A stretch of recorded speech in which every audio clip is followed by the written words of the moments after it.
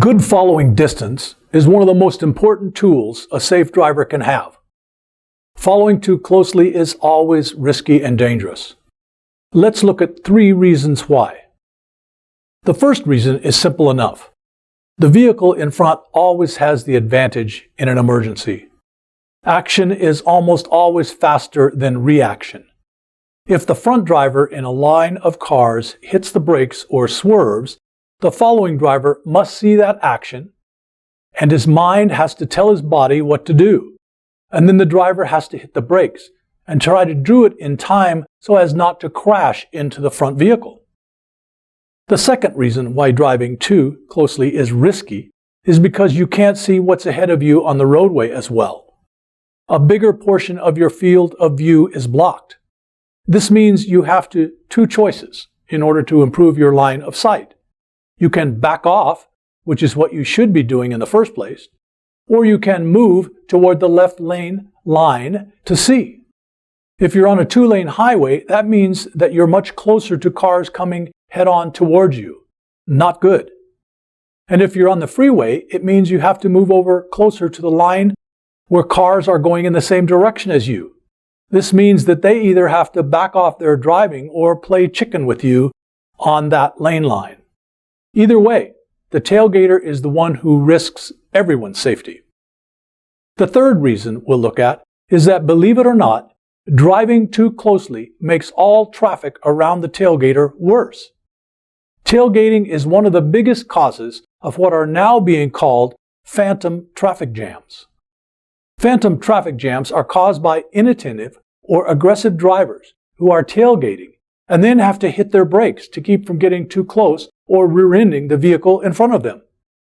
The driver behind them must then also hit the brakes, and so on, down the line until traffic slows to a crawl because everyone had to hit their brakes and then build their speed back up.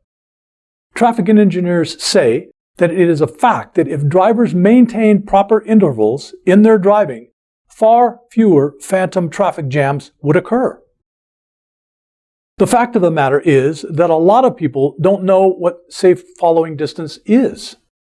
Let's explore one basic method for calculating your following distance. It's called the 3-second rule. It works like this. First, choose a fixed object, such as a sign or a tree ahead of the car in front of you. Then, as the car ahead passes that object, count off 3 seconds. 1001, 1002, 1003.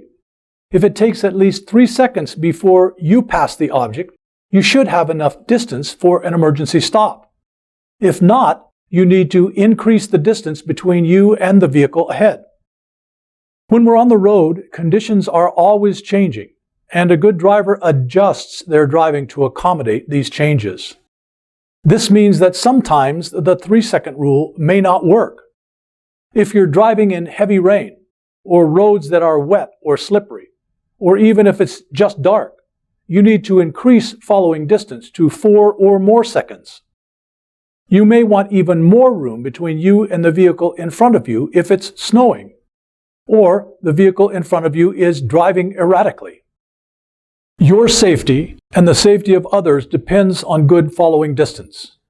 More distance between you and the vehicle in front of you is always better than less. Make sure you have enough room to see, react, and brake quickly without causing a crash. Other times, you may need more than 3 seconds when driving on wet or slippery roads, where it will take much longer to stop your vehicle safely. Another time you need more following distance is when you're being crowded by a tailgater. You have to allow more room between your vehicle and the one in front of you, so you have time to react to the vehicle in front of you without hitting the brakes. This gives you time and keeps the tailgater from running into you as well. Increased following distance is also needed when you're following motorcycles. If something happens and the motorcycle crashes in front of you, you must be able to avoid hitting the rider. Remember, the 3-second rule is for the minimum following distance. More is always better.